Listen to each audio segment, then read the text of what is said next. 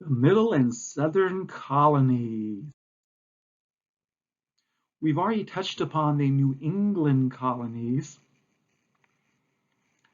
Originally, most of those founded for religious reasons, except for New Hampshire. New Hampshire basically started to make money with fishermen.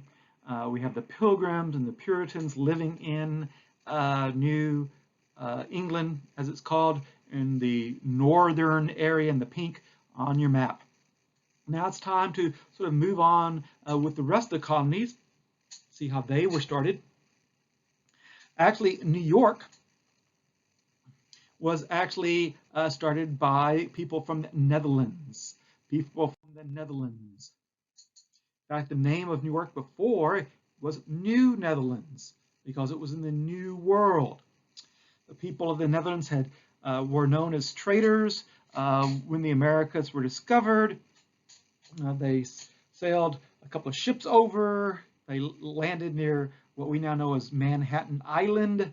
They encountered some Indians there, and they offered the Indians several chests full of trinkets and axes and manufactured items, which has come down to us in something like $24, even though it's probably more like $950 at the time. But nevertheless, the Dutch then purchased the island from these Indians. Only later did the Dutch find out that they had purchased the island from Indians who did not live there. The first group of Indians the Dutch ran into, the Colonies, did not live there. They were basically just vacationing there when these nice people came up on a big ship and offered them stuff, and they go, wow, sure, we'll take it. And so once the Dutch found out they had made a deal with the wrong Native Americans, they had to go back and deal with the Native Americans really on the items, and of course the price was substantially higher than that. New York quickly became a destination. It was midway between what we now know as the sort of the southern colonies and the New England colonies. It was midway between New France and New Spain. So there was lots of sailing traffic that stopped off there thanks to its wonderful location.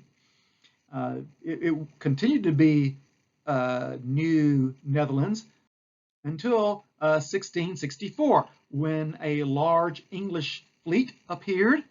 It appeared that England and the Netherlands were at war back in Europe, and so the King of England decided this was a great opportunity to seize some Dutch property here in America. The English fleet arrived. The Dutch governor, a guy named Stuyvesant, asked the colonists to come defend their colony. Unfortunately, Stuyvesant was not a very nice man.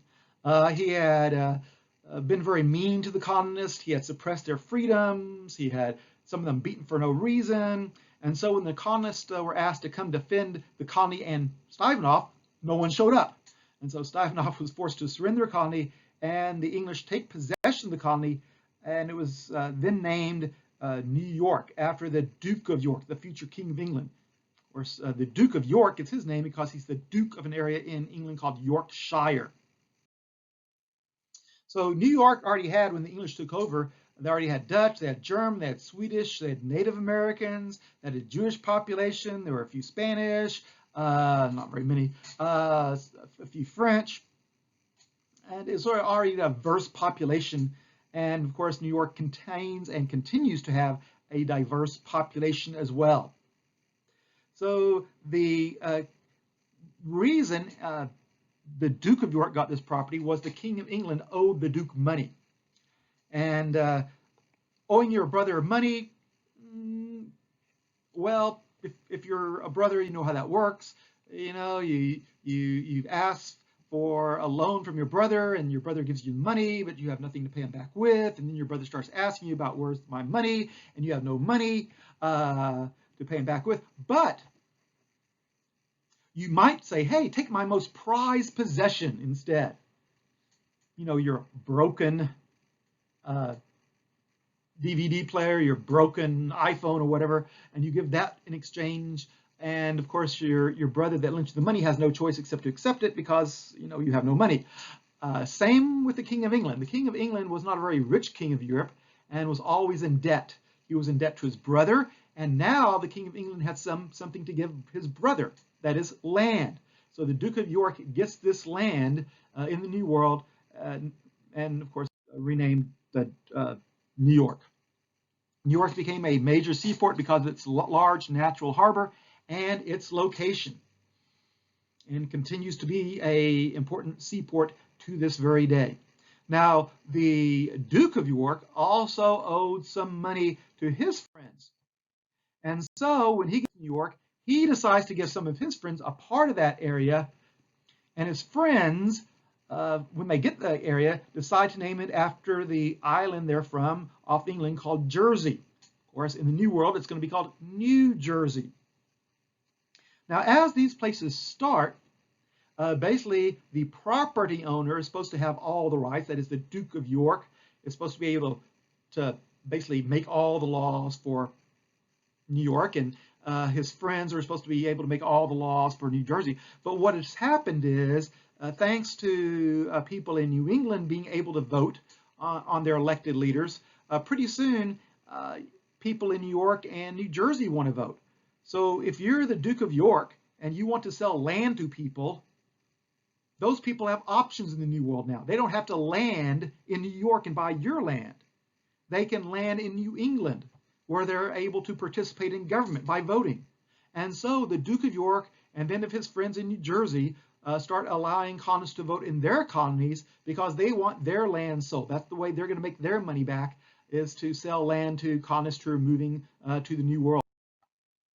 Next comes Pennsylvania, headed up by a religious group called the Quakers. The Quakers are headed up by a guy named William Penn. Now, William Penn is the son of a famous British admiral, English admiral, and Admiral Penn, because he was a famous admiral, had the pleasure of loaning money to the King of England. That's what happens if you're the friend of the King of England at the time. You get to loan the king money. Of course, the king has no money to pay him back with, but now the king has a piece of land in America. And so he calls Admiral Penn and says, I'd like to give you this land in exchange for the money that I owe you. And Admiral Penn says, thank you very much. And very shortly before Admiral Penn can take possession, he dies.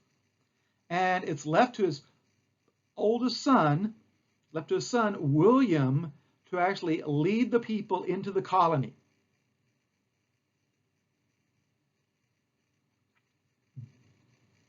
Of course, you might remember that same story, almost like the story of Texas, where the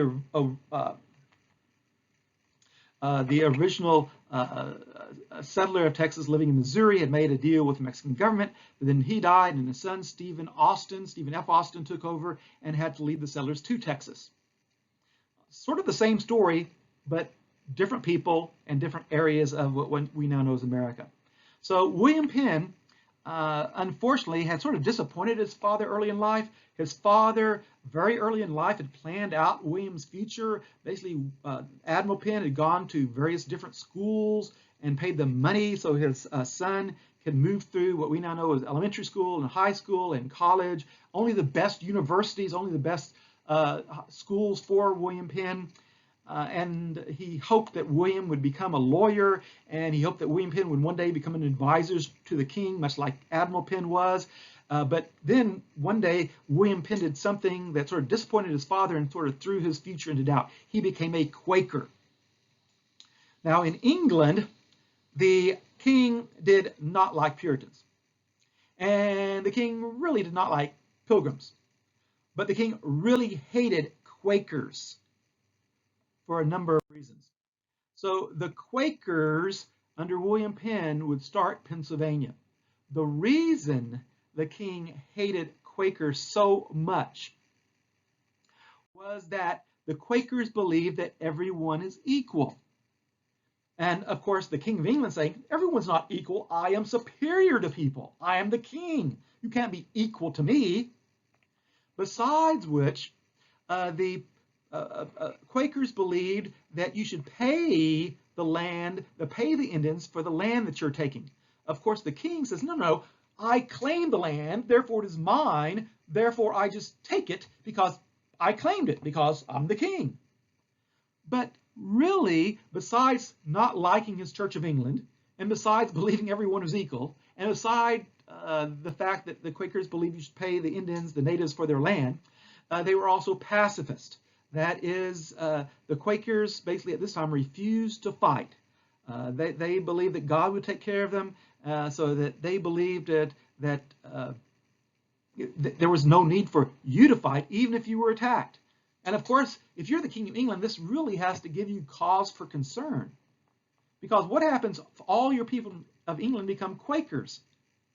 That means your enemies from France or Spain could just like walk in and take you over and chop off your head.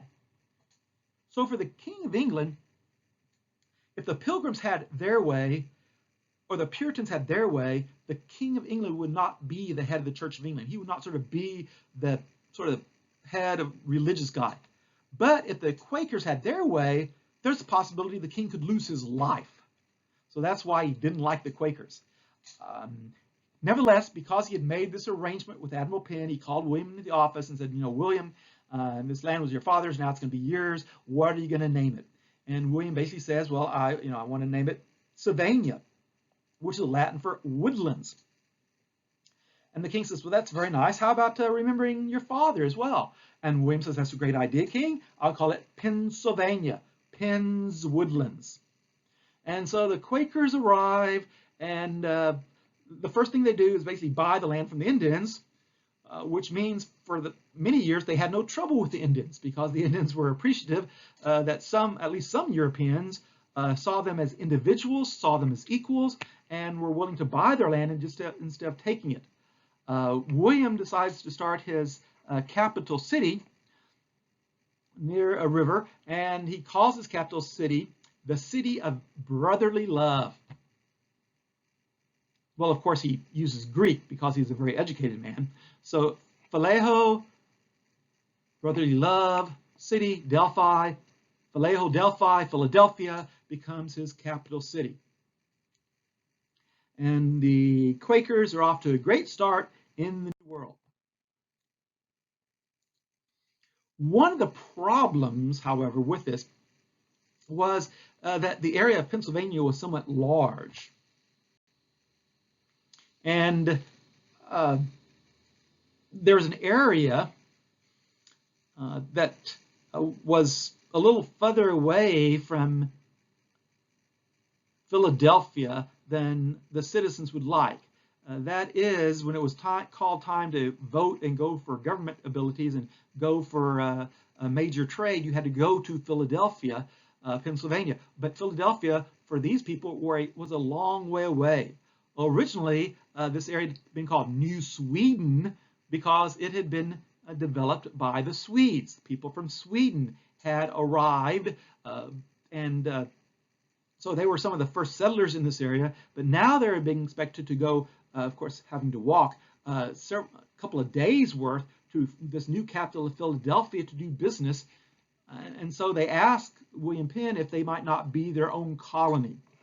And William Penn agreed, and they became known as the Delawares after the Delaware Indians. Now, the Swedes also, at the time, were living in unique structures along this area, in the bluish area.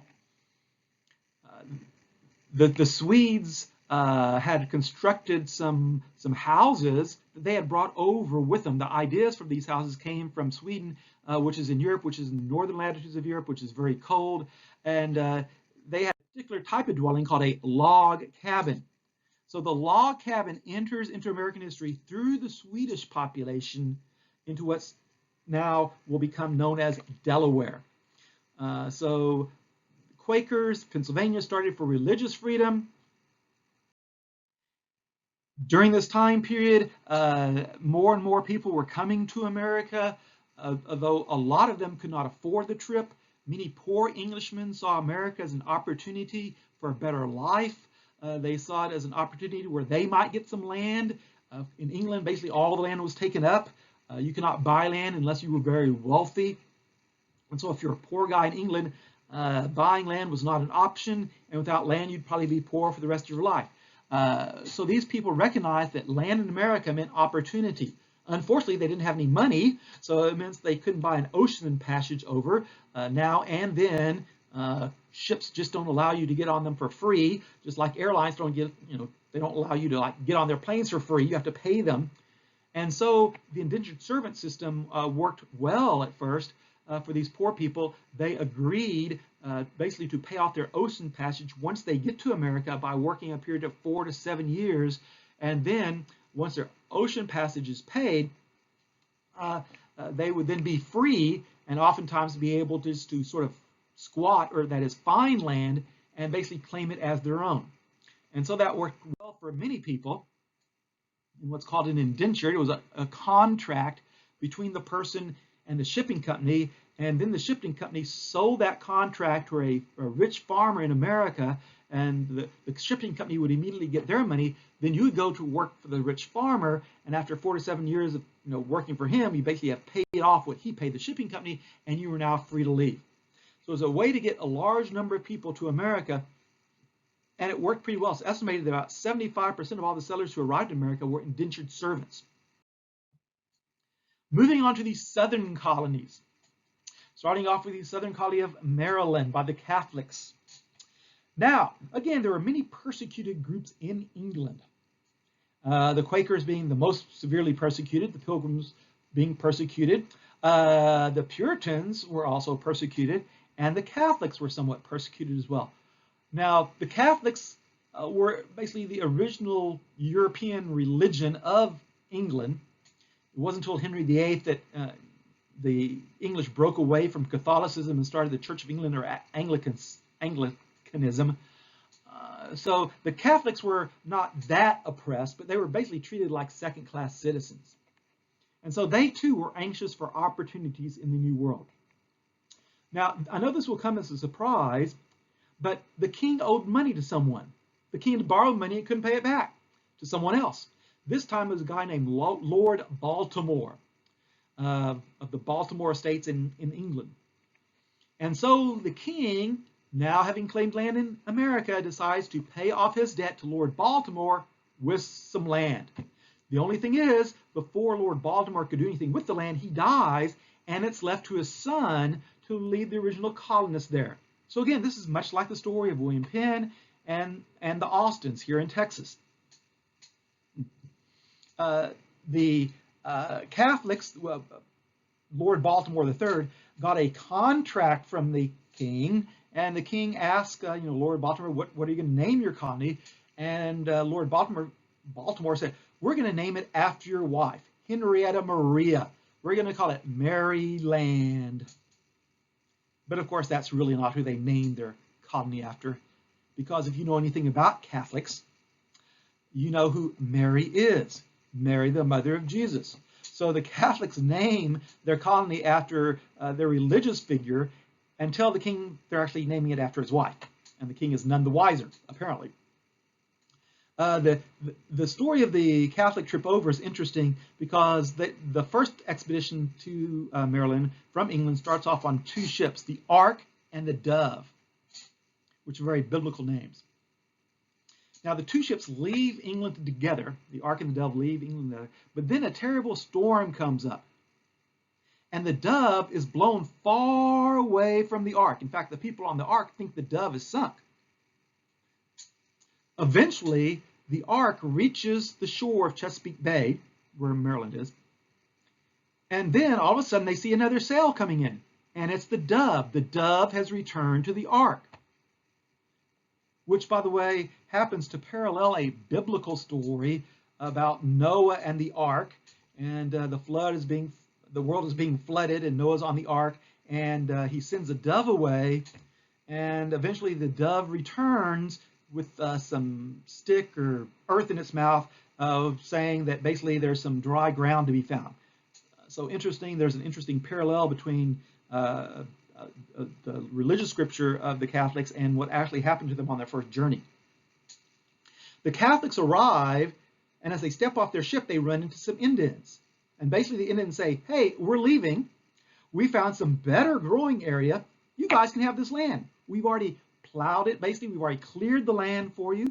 We were planning on planting here, but we found some better one. So you guys, and by the way, we're leaving our houses here too. So you guys can have the houses, you can have the land. We'll see you later, bye.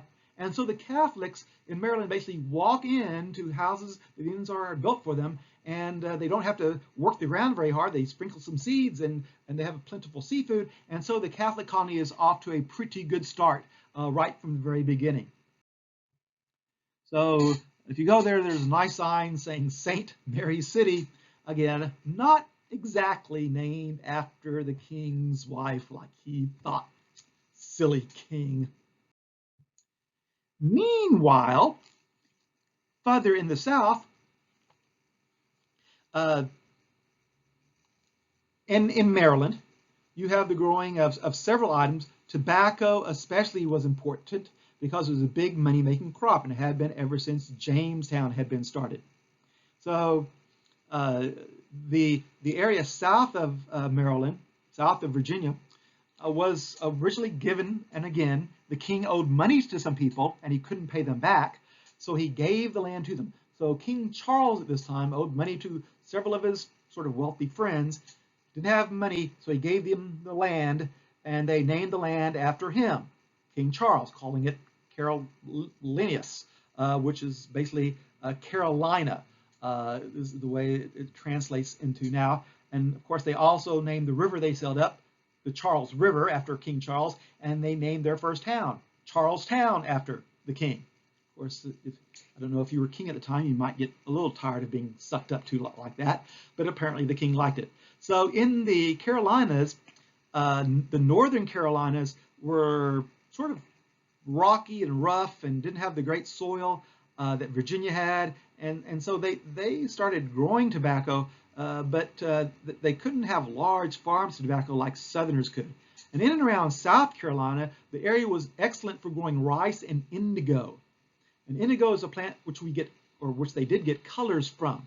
So if you're wearing a red shirt or a blue shirt, of course there's a chemical dye these days, they dye cotton, but back then you grew a plant and called indigo, and there are different species of indigo for different colors, and basically you sort of crushed the plant and it produced a blue dye or red dye or whatever, and then you would basically dunk your cotton in that and you would have a blue shirt or a red shirt. And so indigo was a big money maker, rice was a big money maker, and tobacco was a big money maker. So Charleston, South Carolina, in that vicinity in South Carolina, very quickly became a very wealthy. Unfortunately, tobacco, rice, and indigo are all very labor intensive. It takes a lot of people to harvest it and work in the fields and to make sure the crop is safe and to produce the final output from these crops. And so almost immediately, South Carolina also became a very large import market for slaves, sadly. So that's how indigo looks in nature. So the Carolinas were basically started to make money. Meanwhile, the last colony started was Georgia. And it was the brainchild of a guy named James Oglethorpe. And James Oglethorpe was a member of Parliament, basically the member of the British lawmaking body that helped the king run England. And his job was to go around and inspect prisons. But while inspecting the king's prisons, he found they were full, overfull of prisoners. But most of these prisoners were not people we'd put in jail today. That is, they hadn't committed murder, they hadn't beaten someone over the head and stole from them. They were basically in debt. They were basically borrowed money and couldn't pay it back, and they were deeply in debt. And so at the time, if you borrowed money and couldn't pay it back, you could be thrown in prison for that. And so there are a lot of people, poor people, basically in English jails. And the sad part is, basically in English jails, you stayed in the English jail until the debt got paid back.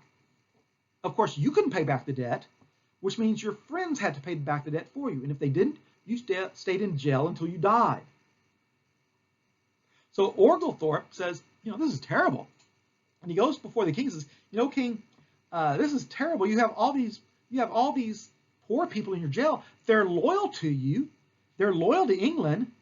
And the only crime they've committed is they're poor. But I have an idea, Oglethorpe says. If you'll give me these poor people from your jails, I'll take them to an area in the Americas. And we'll even name the colony after you, King George. We'll call it Georgia. And there we'll give them tools, we'll grow crops like tobacco, and we'll make you money. And so your poor people will actually be making you money, King, and you'll be able to tax them, which means you'll be able to get money and be rich off your poor people that were poor, and they'll be having a better way of life as well. And the king says, well, that's a great idea, Oglethorpe. I'm glad I thought of it. Of course, because if you're the king, you always think of the ideas, even if someone else did. But before you leave, Oglethorpe, I also have sort of a secret agenda for the people you're taking over. Don't tell anyone, but my generals say that eventually the Spanish in Florida plan to gather up a large army and try to take over my colonies, my rich tobacco colonies like the Carolinas and Virginia and Maryland. They're planning to just march up the coast and take them over. So Oglethorpe, when you take those poor people to Georgia, you don't just teach them how to farm, you teach them how to fight. You give them guns, you make sure they're ready to fight in case the Spanish invade. And sure enough, just a few years later after Georgia was started, the Spanish did attempt an invasion from Spain into Georgia. The people of Georgia fought very bravely and turned the Spanish back. So the king was right, but the people of Georgia were also happy to be there because now they could have their own land. And originally, Oglethorpe's intention was to basically make them small farmers, but then the people of Georgia were sort of like, well, we're not going to make enough money on this. Can we grow tobacco? And eventually they start growing tobacco like the Carolinas and like Virginia. And so pretty soon you have large plantations in Georgia like you do in the other places. So that's our 13 English colonies. Some of them started for religious reasons, to escape religious persecution. Some of them started for economic reasons, to make money. And of course, Georgia, sort of the odd one out, was to basically have a place for poor people from English jails and as a buffer zone against the Spanish. So the 13 English colonies in North America along the seacoast have been established. And soon we will look at how they grew into a very large population, which eventually broke away from the King of England and became the United States of America.